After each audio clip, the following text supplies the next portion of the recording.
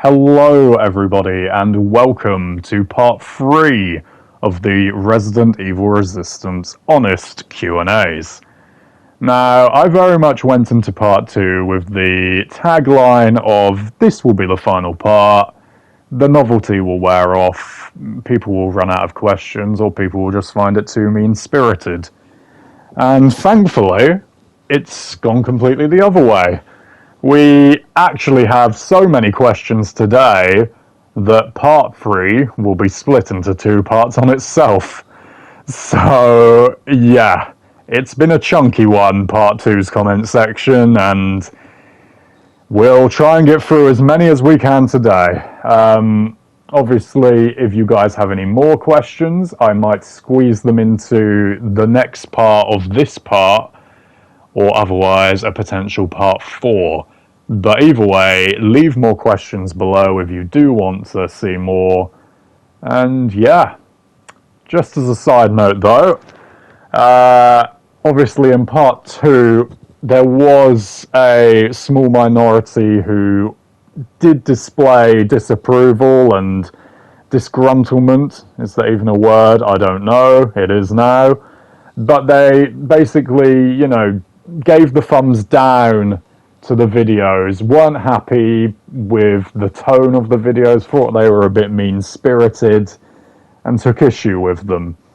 After that, I did actually join a party with said people involved, just to talk things through with them, hear them out, see where they thought I went too far, and so on. And I mention this because I want it to be clear that I'm not just uploading these videos and then, saying mean stuff and then hiding behind it and going undercover until the next one I upload. No, if by any chance any of you do ever take offense at any point, I am always here to hear you out or just to talk things through. And I'm not just going to, sit behind my videos, as I say, and act all big, but then not backing it up. So, yeah. Most of you seem to, enjoy the concept and get involved, and that's great. But if at any point there is an issue, just let me know. Anyway, we move on to today. And I'm going to be answering these in chunks of people. Not the best phrasing, but what I mean is that we're going to go people by people, person by person, and answering a chunk of their questions, if not all. So I'm going to answer 3 people's questions today. Again, not all of them from those people, because if I did, this video would be super long. So some of the questions from certain people will be left until the next part. So if I read out some of your questions today and you think I've missed one, the likelihood is it will be in the second part of this episode. So don't worry, you might just need to wait a few more days. I'm sure you're not worried anyway. Why would you be? It's not life or death. Anyway, we start with Tacitus Kilgore, who asks, this question might be a bit weird. Did you ever practice your Jan and Jill skills for hours every day?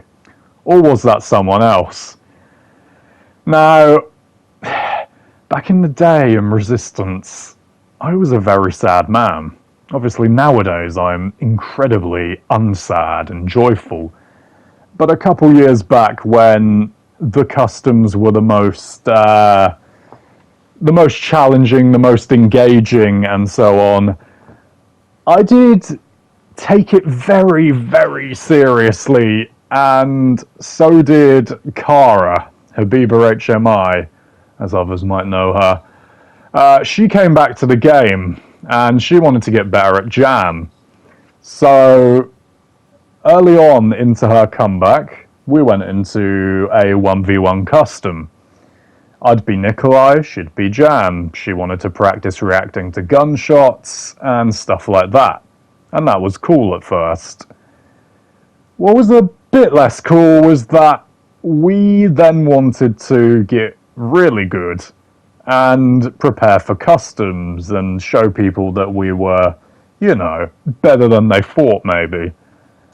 And this led to a very unhealthy, in brackets, sad, lifestyle as such at the time, where honestly most days we would go into practice mode and 1v1 customs and just practice shooting and refining our skills for hours and hours.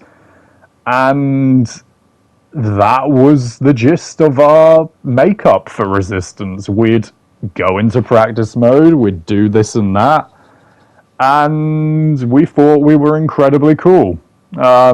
Reality is, it was incredibly sad, and I don't know why I wasted so many hours of my life in practice mode. Like, Jesus.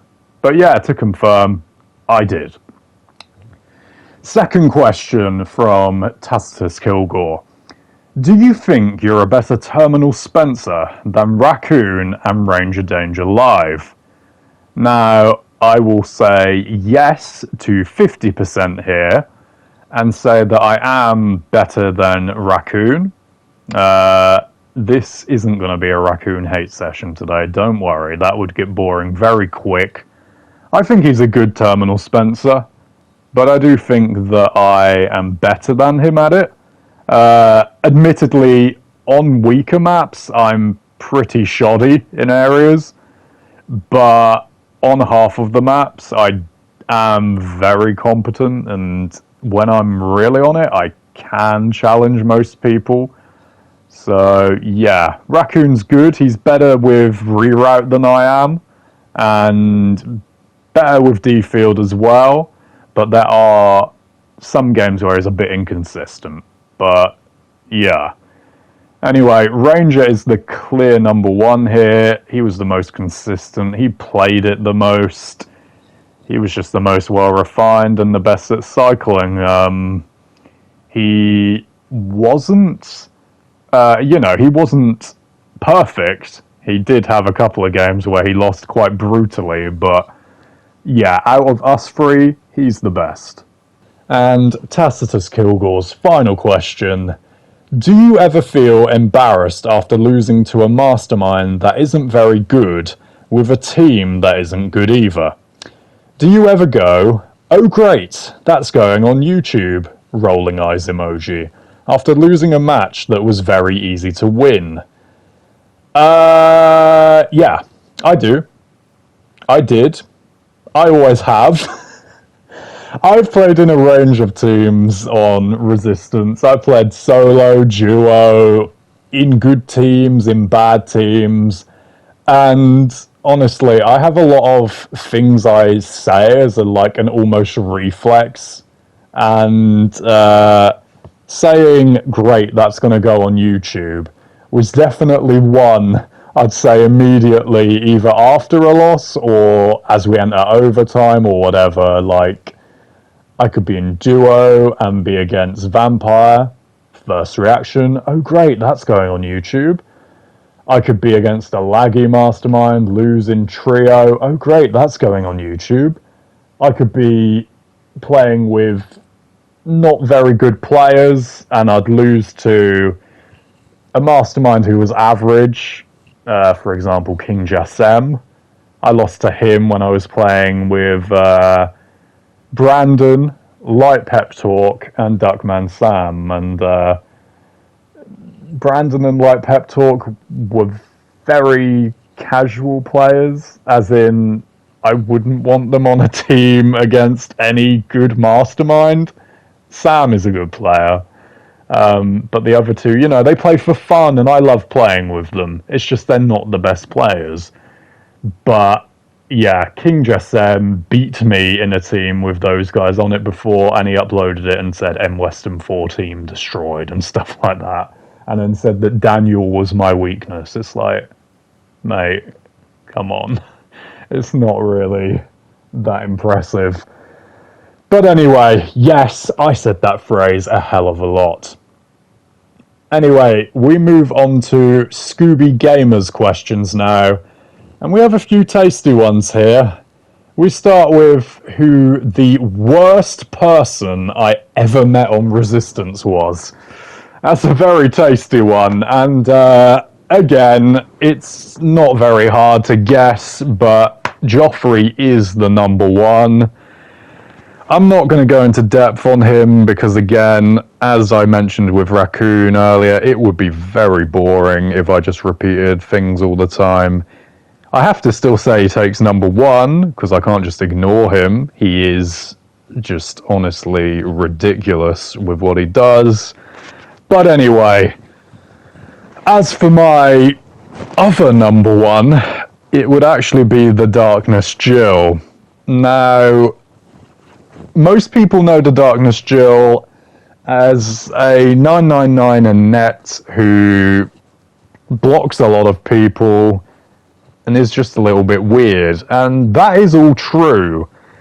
However, I first met the Darkness Jill in, I believe it was late 2020, and he was one of the first people I properly played in a SWAT with. It was him, Coleman, and I believe he was on good terms with Zelef Dragnir at the time, and that was like the first real team I played on. And wow, this guy, without fail, if we were losing, he'd rage quit every single time.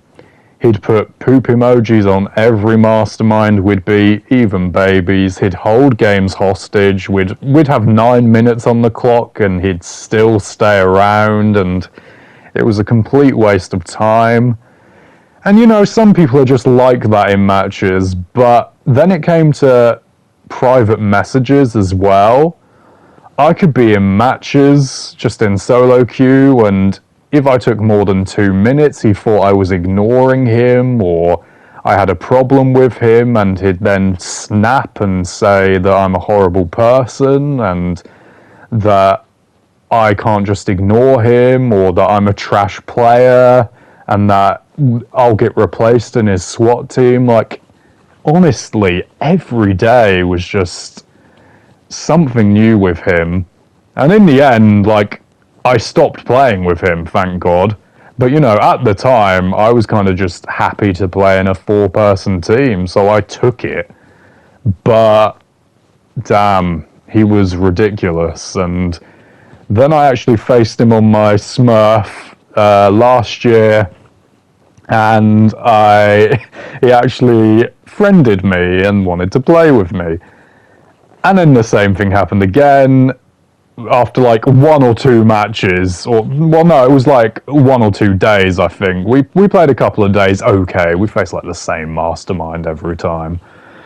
And then once again, he said, after I didn't reply for a few minutes, oh, like, don't ignore me, don't treat me like shit and stuff like that. And it's like, oh my God, like, I was just kind of friending you to see what you were like after a year or 2, and it's still just the same, and just deeply unpleasant in general to be around, to be honest. Scooby's second question is, who is the biggest cheater and duper? I've thought of a main top 2 here. One of them is Ghost of Sparta. Now, I don't know how many people know him. I'm sure a few do at least, but this guy, I faced him in solo queue a few times, had him on my team in solo queue a few times, and every single match he duped. Every match. And what made it even worse was that he streamed as well, and he would literally stream himself duping first aids, duping whatever. And he has used like 40 enhancing sprays on me in a match before. I did end up leaving the match, but still, it was just hilarious to see how many he'd do without even trying to make it, you know, slightly under the radar. And then the final match I faced him against was my Terminal Spencer, where they had a random or 2 on the team, and he duped the key card, and it was like, well, of course he did. And that was like, you know, just summed him up, really. The other person in this top two is Dark Toxicity. Obviously, terrific player, but he never even tried to hide the fact he could dupe and would dupe. Most of the customs I played with him in, he was good. He didn't cheat or dupe from what I can remember, but there's been so many matches in Quick Match I played with him or whatever where I'd just notice an extra spray, or you could see the spray cancel animation go on or whatever, and it was just like, yeah, the most consistent duper I've probably played with, and yeah, it was a shame because he was a great player, and I never had an issue with him personally, but, you know, duping was one of his main traits. Scooby then asks who the most overrated overall player is in Resistance. Now, the word overrated is often quite a touchy subject because people kind of misinterpret it in many ways. Like, I know so many people who think overrated means bad or means, you know, they're just trash or not good. That goes for, like, sport as well. When, like, I see a footballer named overrated and people think they're calling them bad, and it's like, no, they're just not as good as, you know, they're regarded as. And I do have 4 or 5 here who I will throw into the ring for overrated. Wow. Again, this must be stated. These players are good, but either they're not as good as I think they are, or as people think they are, or they're just, yeah, some of them are bad when they're rated higher than they should be. I'm going to start with the best player from the 5 first. That is Depostrian Polo. Now, I love this guy. I get on with him great. But I do think he's a tad overrated. 999 Val. He is a very, very good Val. But compared to the other top tier Vals, he does make silly errors. He isn't that great against Infection Alex. He sometimes is a bit curious with, like, the side of the map he goes on and the weapons he buys. Again, it must be stated he's a very good player, but he's just not a top tier Val. He's just, you know, upper tier without being truly world class as Valerie. Another Valerie who was overrated deeply for me is somebody who hasn't played properly for a good couple of years now. But when they did play, I honestly always thought they weren't anywhere near as good as was made out to be. And it's funny because I'm friends with this guy. It's J-Munition. Now, this guy chomped on boosters with his Valerie day in, day out. He got up to, was it rank 900 and something in the end? And while I said Depostrian Polo was very good and just, you know, not truly elite, J-Munition, I'm sorry, he was just above average and nothing more. I could list so many Valeries who are better than him who didn't even get 1/10 of the credit that he got. But just because J-Munition ate loads of boosters, he was rated highly by people, and yeah, I never saw it. He wasn't good against Infection Alex. He'd push out all the time immediately and just get chain bitten and stomped on and farmed. He was really poor against Nikolai's. Like, his biggest win was against Pep. And even in that game, he should have died on 3 or 4 separate occasions in Area 1, and he just didn't because of RNG. And then after that, the team kind of pushed through and got a bit of luck, but yeah, most of the time Jay was just not good against Nikolai's, and he's a guy that I got on well with and who I had lots of banter with and fun with, but I'm sorry, it just wasn't as good as it seemed. Third one I'll mention is Firebird Fred.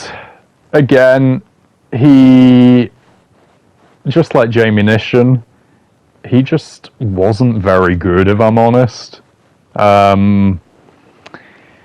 He was okay, but he played with some people and in some teams where you'd expect him to be more competent at the game than he was, and so often he wouldn't do the right plays, he wouldn't press cams properly, and he'd just, make weird decisions, push into hordes randomly, go alone. He was fine, he was okay, but compared to really good Jills, he wasn't anywhere near that category. And I do have a fourth who is a really, really good player, but again, just a tad too highly rated. It's Darkness OG. Really good Jill, but against really good masterminds, he did have an error in him. He did make a mistake. He was a really good player. It's, again, I'm not saying that him and Jamie Nishan are the same, because I'm calling them both overrated. I'm just saying that Darkness was really good, but he wasn't super, super good, which was kind of what it was made out to be most of the time. And Scooby rounds up his part with who is the most boring MM to face and the most boring survivor to play with. Oh, I feel bad for saying this, but because he's a nice guy, I've always got on with him in parties, but Barry Burton's 44 is probably the most boring mastermind to face, because most of the time, unless I'm in solo queue, he just dances at the start and doesn't want to fight. And that's fun here and there when you're just trying to be friendly, but when he does it as like a surrender move 90% of the time, it's just like not fun. And it's a shame, because I like the guy a lot and I wouldn't unfriend him or block him over it. But at the same time, it just meant that I still would bump into him and have another thoroughly unfun match because nothing would happen. Aside from him, though, the main example is Ultra Chihuahua. We all know about him. Ridiculous mastermind. Apparently, he'd leave his game running while he was at work, and that's why he never tried, but God, that man would only try if you were in solo queue with 3 rank 1s. It was insane. So yeah, definitely him as the number 1, and Barry is up there too. And then the most boring survivor to play with, I feel horrific about as well, because it's Mike. Now, by most boring survivor to play with, I don't mean Mike's boring as in his Becca gameplay is boring. No, he's really fun as a player. But the thing here is that I don't find anyone really boring to play with. So, in terms of play styles, I mean. So then it comes down to who do I really have the most boring matches with? And that is sadly Mike, because he's blocked so many people. So yeah, again, in terms of playstyle, Mike is anything but boring. However, when I face like 95% masterminds under rank 10 with him, then yeah, it's boring. And that's sad, unfortunately. Okay, I think we've got enough time for one more group of questions, and I'll go for Jill Sandwich's group. And there's an interesting mixture here. And this one's funny. Who would I take with you if I could travel around with them in my pocket? I love that. That is amusing. And it would be Raccoon. Because he's just fucking hilarious. Like, he's a mess. Like, in a good way and a bad way. But I think he'd be hilarious to have in your pocket. Like, Raccoon is very, very, very complimentary of me. And I feel like if I was having a bad day, I'd just hear like Raccoon's voice in a mini version going like, don't worry, man, you're the best Jill, or the second best Jill. You're the best Jan. Like, you're amazing, man. I respect you. And then I'd feel good about myself and go on about my day. So, yeah, pocket-sized Raccoon City would, I'd invest money into that. I'd pay big bucks. And I'm sure many people would. It would be like a franchise in its own thing. So, Capcom, mini Raccoon City 33 whenever you get the chance. Jill Sandwich then asks who the most positive and real person I have met on Resistance is, and what can we learn from them. There's a few people who are really nice, but the one that stands out to me is Healing Herb. This guy played the game, I don't know if he still plays it, but he played the game day in, day out for ages, and I'd face him in solo, face him with teams, have him on my team, and he was just always a delight. He was polite, he was positive, he was lovely. He could face the hardest SWAT teams or face me in solo queue, and his attitude would be the same every time. He'd try and beat you, but, if he couldn't, he'd put down nice emojis at the exit or dance at the exit, just to say that was a great game. He'd message you and say that was fun. And he always gave that level of leeway as well. Like, if somebody disconnected, let's say if you were in solo queue and a random disconnected, then he'd give you a free win. He wouldn't take advantage of it. He'd just be nice. He'd take you to the keys. He'd dance with you, put emojis down. He was just a thoroughly pleasant guy. And the community would be in a better place if everybody or a good portion of people were, that welcoming to newcomers and experienced players alike. So, Healing Herb, this is just a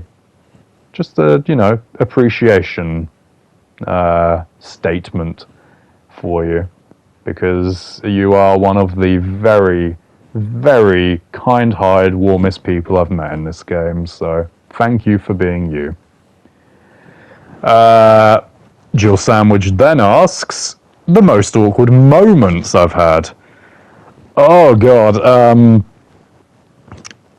I have a couple. One is in the first few months of Resistance with a girl called Anna the Real. Now, I was playing solo, I was on the mic, I was just having a good time, saying who should go where, because we had a baby on our team, and I was saying to this baby, just encouraging them, like, Valerie, come over here, love, like, the key's over here, it's all good, you're trying your hardest, stuff like that. And then halfway through the match, this Dutch girl got on the mic called Anna the Real. She was one of the more experienced players in the match. Me and her just had fun with the match until the end of the game. After that match ended, she messaged me, we friended each other, and she was just like, oh, let's play again. And I was like, yeah, sure.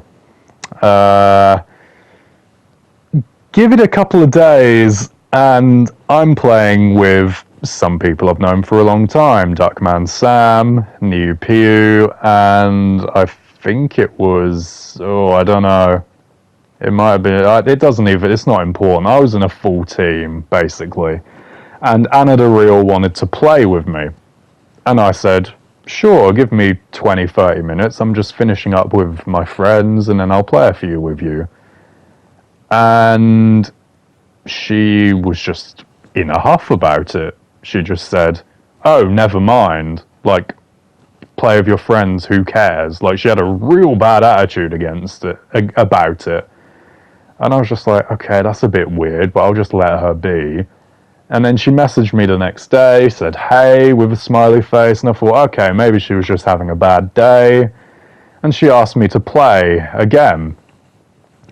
And I said, sure, I'm just, eating food. I'll be with you in 15, 20 minutes. And then she said, "Never mind," again. And I thought, okay, right, that's a bit weird. But then she said, "That's not a way to treat a woman." And it was at that moment where I was just like, this person is bizarre. She said to me after 2 days that is not how you treat a woman. 2 days of knowing her, by the way. Like, this isn't a girl that I was close to or knew for ages or was dating in any way. But that's not how you treat a woman. You don't eat food. You go hungry to play resistance with her, apparently. She then blocked me and we never spoke again. So yeah, a little bit awkward. Another one is with Mimi. I don't know how many people know Mimi, XI Mimi IX or something, that's her name. She very awkwardly flirted with me. The first couple of times we played in messages. Few messages I got from her where she was using, the smirky face and side eyes emoji, the sexually suggestive one. And I just got really awkward messages from her, such as, "You're a try-hard survivor," smirky face.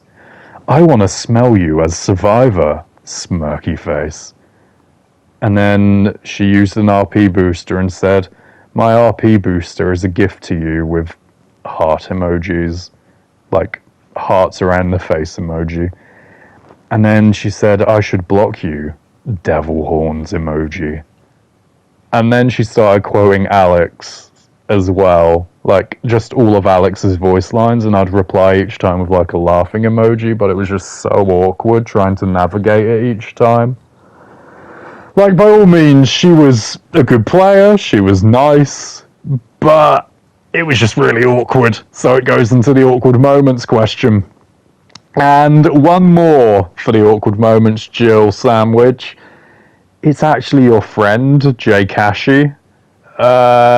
We played Resistance, you, me, and him. And the second I joined the party, he said my voice was sexy. And then every 2 minutes, he was making comments towards me. And don't get me wrong, it was amusing in some ways. But after 2 or 3 matches, when he'd say stuff like, "Can I have your WhatsApp? Can I have your Snapchat? Yes, daddy." Stuff like that. Fucking hell. It just became a bit too much. So yeah, a tad awkward. This video is going on way too long, but I'll try and wrap it up in a couple of minutes. And finally, you can tell I'm running out of steam a bit now. I'm trying to speed through these last questions. We end with a nice wholesome one from Jill Sandwich of who means the most to you and why. So there's a clear number one here. She knows who she is. I'm not going to wax lyrical about her because that would be a bit cringy, but yeah, she means the world to me.